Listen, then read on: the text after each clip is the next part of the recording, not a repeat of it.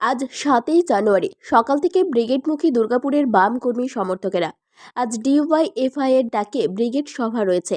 আর সেই উপলক্ষেই আজ দুর্গাপুরের ১৯ নম্বর জাতীয় সড়ক সংলগ্ন মুচিপাড়া উড়ালপুরের নিচে থেকে বাসে করে ব্রিগেডের উদ্দেশ্যে রওনা দিল সিপিআইএম সিটু সহ বাকি কর্মী সমর্থকেরাও।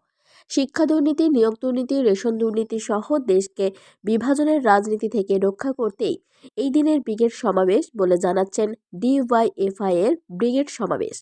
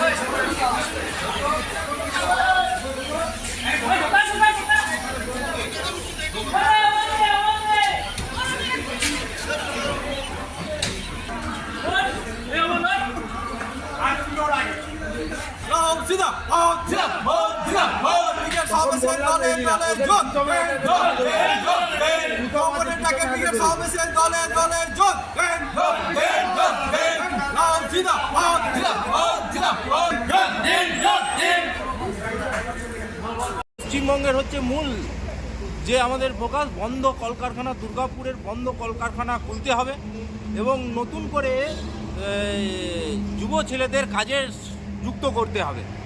আর এই সময় মূল যে সারা দেশে চলছে বিভাজনের রাজনীতি, সেই রাজনীতিকে বন্ধ করতে হবে। বিভাজনের মূল আমাদের যেটা দাবি যে খেটে খাওয়া মানুষের যে সব হাতে কাজ, সব পেটে ভাত, এই দাবি নিয়ে চলছে আমাদের ব্রিগেড যাওয়া আজকে।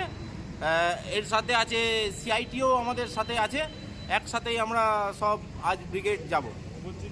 দুর্গাপুর থেকে কৌশিক বাসুর রিপোর্ট, 99 নিউজ বাংলা।